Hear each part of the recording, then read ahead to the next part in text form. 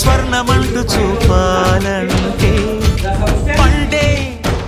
పొలము చెబుతుందే